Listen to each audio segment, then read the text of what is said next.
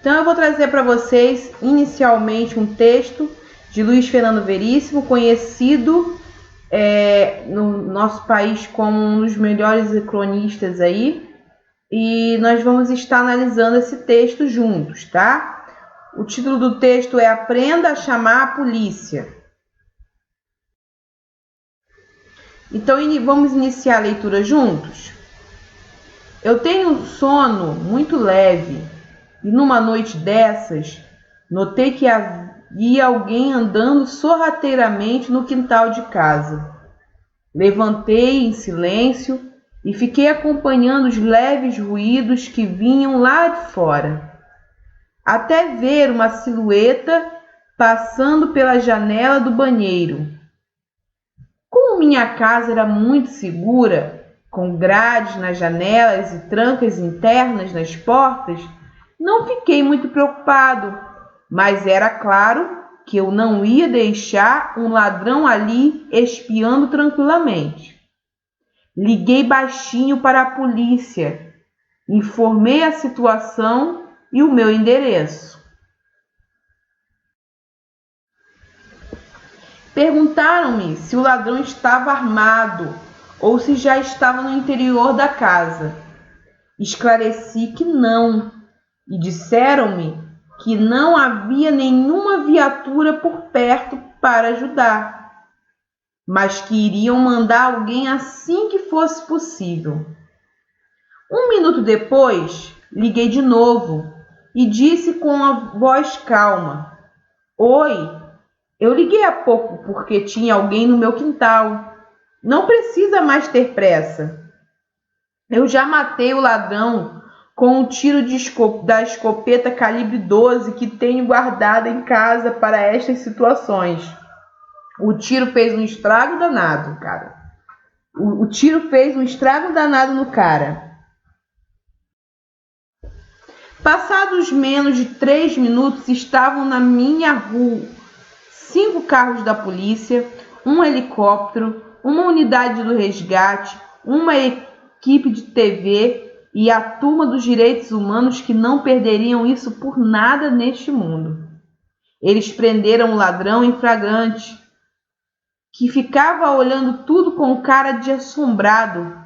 Talvez ele estivesse pensando que aquela era a casa do comandante da polícia. No meio do tumulto, um tenente se aproximou de mim e disse: Pensei que tivesse dito que tinha matado o ladrão. Eu respondi: Pensei que tivesse dito que não havia ninguém disponível. Dentro disso, nós vamos ver o que é uma crônica. O texto que nós acabamos de ler é uma crônica, em que se conta uma história simples de um cidadão que estava em sua casa e que observou uma movimentação estranha no quintal de sua casa e resolveu chamar a polícia, Mas nós vamos ver algumas características da crônica, o que é crônica, na verdade, e algumas características desse gênero, e que nós vamos depois, em exercício, identificar no texto que nós acabamos de ler. Tudo bem, pessoal? Então, a primeira coisa que nós temos que entender, o que é crônica? Então, nós temos 2 itens aí para pensar. Primeiro, crônica é um dos gêneros mais populares. Por quê, gente? Porque ele é um gênero simples, ele é gostoso de ler, certo? E qual é a outra questão da crônica? É utilizado para descrever situações do cotidiano. Então, uma crônica ela nunca vai tratar sobre um assunto do passado, ela vai tratar sobre algo que é cotidiano, algo que tem muito a ver, de repente, com situações que estão ocorrendo nos nossos dias.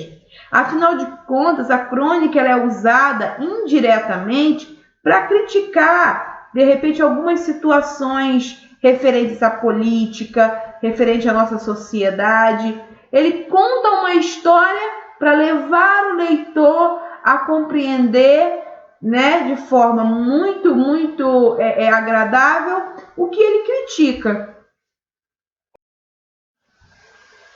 Então, quais são as principais características desse gênero? Primeiro, as crônicas são textos jornalísticos publicados em jornais e revistas, né?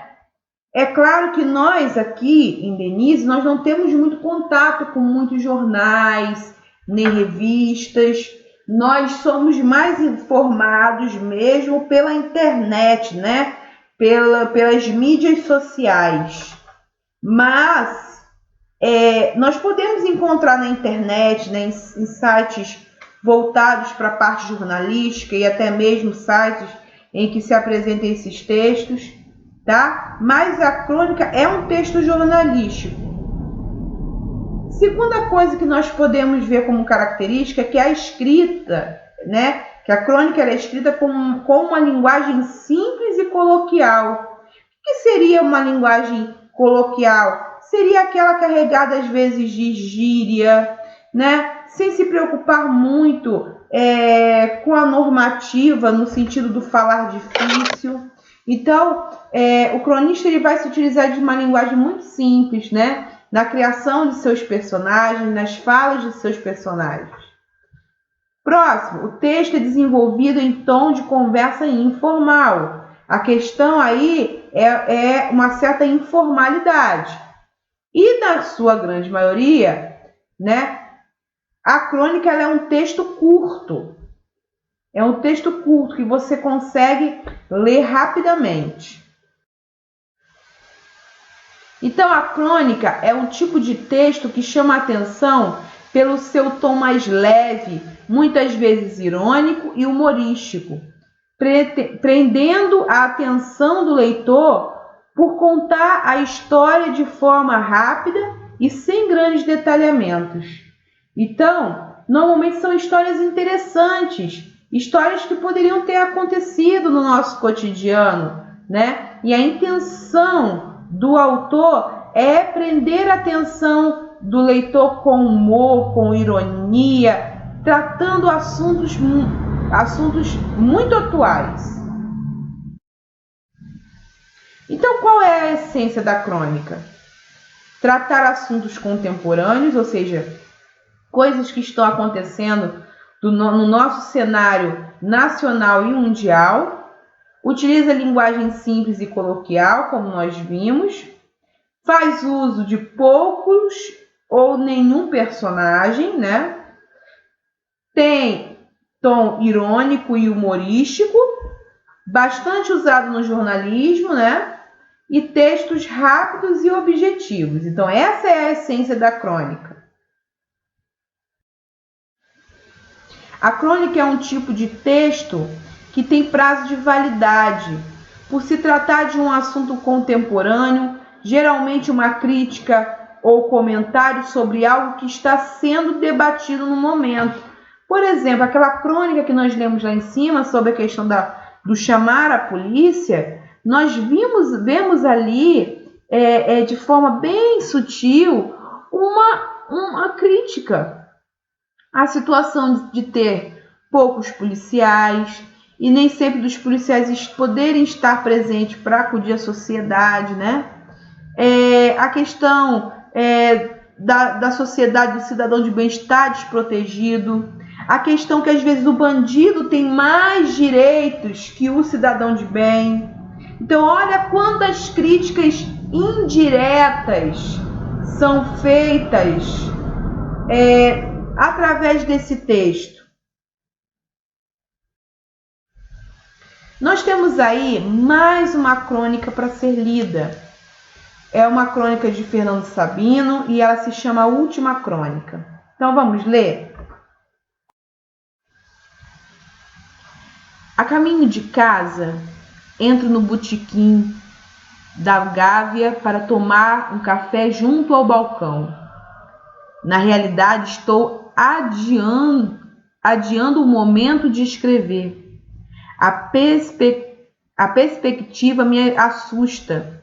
Gostaria de estar inspirado, de coroar com êxito mais um ano nesta busca do pitoresco ou do irrisório, no cotidiano de cada um. Eu pretendi apenas recolher da vida diária algo de seu disperso conteúdo humano, fruto da convivência que faz mais digna de ser vivida. Visava ao circunstancial, ao episódico.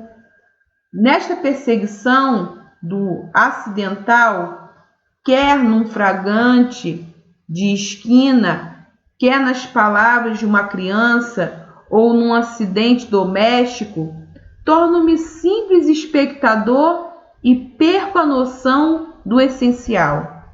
Sem mais nada para contar, curvo a cabeça e tomo meu café, enquanto o verso do poeta se repete na lembrança. Assim, eu quereria o meu último poema. Não sou poeta e estou sem assunto. Lanço então um último olhar fora de mim, onde vivem os assuntos que merecem uma crônica.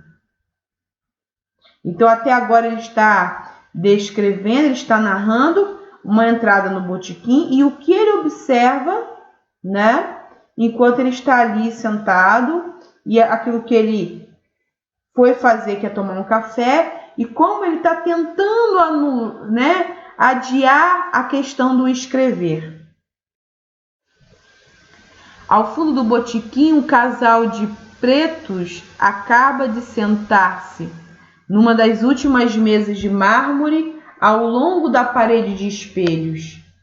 A compostura da humildade na contenção de gestos e palavras deixa-se acrescentar pela presença de uma negrinha de seus 3 anos, laço na cabeça, toda arrumadinha no vestido pobre, que se instalou também à mesa.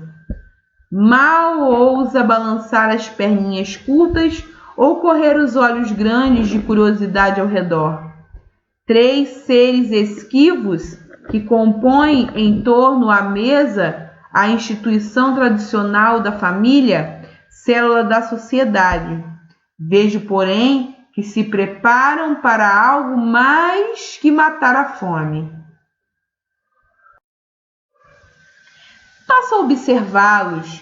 O pai, depois de contar o dinheiro que discretamente retirou do bolso, aborda o garçom, inclinando-se para trás na cadeira e aponta no balcão um pedaço de bolo sob a redoma. A mãe limita-se a ficar olhando imóvel, vagamente ansiosa, como se aguardasse a aprovação do garçom. Este ouve o concentrado pedido do homem e depois se afasta para atendê-lo. A mulher suspira, olhando para os lados, a reassegurar-se da naturalidade de sua presença ali. Ao meu lado, o garçom encaminha a ordem ao do freguês. O homem atrás do balcão apanha a porção do bolo com a mão, larga-o no pratinho. Um bolo simples, amarelo escuro, apenas uma pequena fatia triangular. A negrinha, contida na sua expectativa, olha a garrafa de Coca-Cola e o pratinho que o garçom deixou à sua frente. Por que não começa a comer? Vejo que os 3, pai, mãe e filha, obedecem em torno à mesa um discreto ritual. A mãe remexe na bolsa de plástico preto e brilhante e retira qualquer coisa. O pai se mune de uma caixa de fósforo e espera. A filha aguarda também, atenta como um animalzinho. Ninguém mais os observa além de mim. São 3 velhinhas brancas minúsculas que a mãe espeta caprichosamente na fatia do bolo. E enquanto ela serve a Coca-Cola, o pai risca o fósforo e acende as velas. Como a um gesto ensaiado, a menininha repousa o queixo no mármore e sopra com força, apagando as chamas. Imediatamente põe-se a bater palmas, muito penetrada, cantando num balbúcio. Aqui os pais se juntam discretos. Parabéns para você, parabéns para você. Depois a mãe recolhe as velas, torna a guardá-las na bolsa. A negrinha agarra finalmente o bolo com as 2 mãos sôfregas e põe-se a comê-lo. A mulher está olhando para ela com ternura, ajeita-lhe a fitinha no cabelo crespo, limpa o farelo do bolo que lhe cai ao colo. O pai corre os olhos pelo botequim satisfeito, como a se convencer intimamente do sucesso da celebração. Dá comigo de súbito a observá-lo. Nossos olhos se encontram, ele se perturba, constrangido, vacila, ameaça abaixar a cabeça, mas acaba sustentando o olhar e enfim se abre um sorriso. Assim, eu quereria a minha última crônica, que fosse pura como esse sorriso. Então o autor ele vai descrever um acontecimento em certo botequim, algo cotidiano, algo que poderia acontecer nos nossos dias, né? E vamos pensar um pouco, que crítica ele de repente faz por trás desse texto? Nós poderíamos pensar diversas coisas. Nós poderíamos pensar na questão da desigualdade social. Nós poderíamos pensar na questão de repente pensar que na simplicidade, né? De repente na simplicidade há muito mais felicidade do que no ter muito dinheiro. Então nós podemos pensar diversas coisas que o autor pode estar criticando. Então agora vocês farão os exercícios referente às 2 crônicas que nós apresentamos nesse vídeo, tudo bem? Então até a próxima, pessoal. Façam as tarefas, viu?